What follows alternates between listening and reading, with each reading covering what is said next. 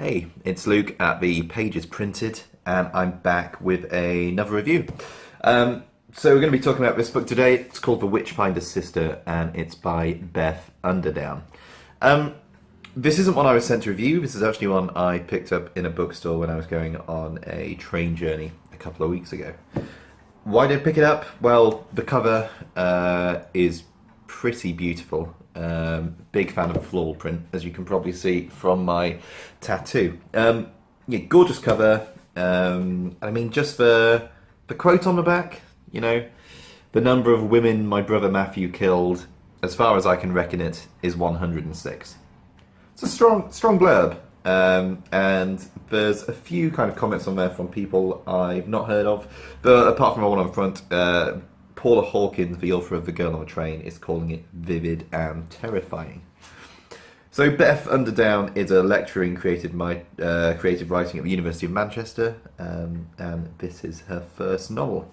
So it's based on the life of witch hunter Matthew Hopkins, who you may have heard of. He's fairly well known in kind of that area of things, I guess. I didn't know a huge amount about him. The only real kind of area on witch hunting I was familiar with is obviously the Salem stuff and the Crucible, that kind of thing, but also the story of witches from Pendle in Lancashire, because that's where some of my family is from. Been there quite a lot, so I read into that story quite a lot as a kid. If you're interested in reading about that, then author Jeanette Winterson of Orange is Not the Only Fruit and lots of other books wrote a book called, I believe it's called The Daylight Gate, about the Pendle Witches, which is well worth a read. It's a cracking read. The Pendle Witch incidents took place in late Elizabethan England, whereas Matthew Hopkins and his kind of hunting of witches took place in the 1640s, so a good few years later.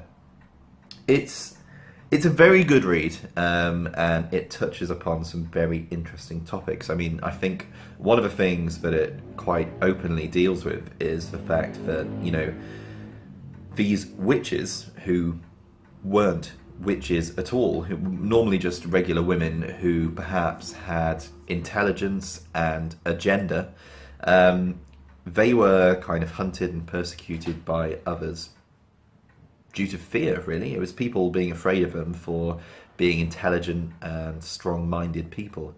I guess there's a certain amount of talk and conversation about how religion affects how women have been kind of handled over the years, especially the Christian religion, and the fact that, it's said that all original evil came from Eve for eating an apple.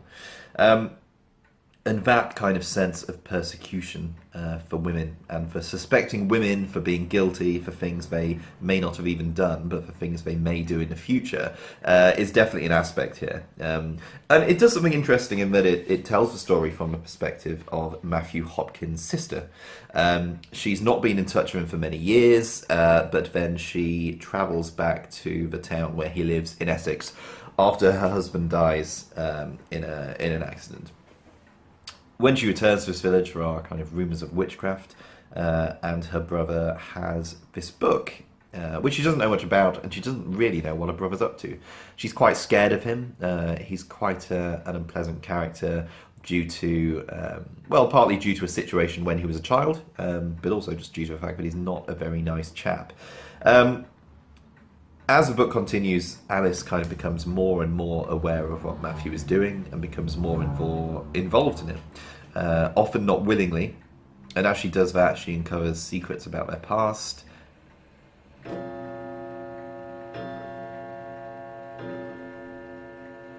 Excuse me.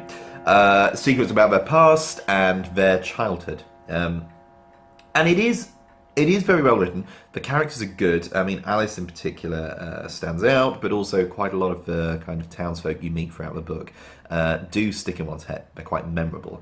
And in terms of kind of how it describes the period, that's all done very well too. The clothing, the smells, what you would be seeing, everything like that, I think, comes across quite clearly.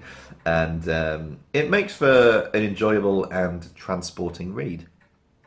One issue I did have, I did feel that the ending felt quite rushed. It kind of came to a head very quickly. You're aware of what Alice's situation is vaguely, but it kind of covers that and delivers a very swift ending that then has a kind of brief cliffhangery note in it, which I have to be honest, after I kind of read it and went, ooh, I then thought, oh, actually, I don't like that. I think I would have been happier with more of a kind of closed book ending on this one, I think, because it takes the character of Alice on a journey, and I think the journey could potentially have had more of a final ending than it does.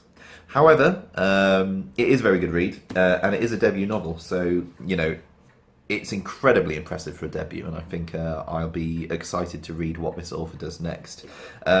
I'll be honest, I would buy it just for the cover alone, because it is so damn pretty. But don't do that. Buy it due to the fact that it's a good read. I would give it 4 out of 5 stars, I reckon. Cheers for watching. And if you decide to read it, or you've got any book recommendations, then either comment or just come and message me on Instagram. I'm at Luke V. Marlowe, or on Twitter at Luke Victor M. All right. Cheers. Bye-bye.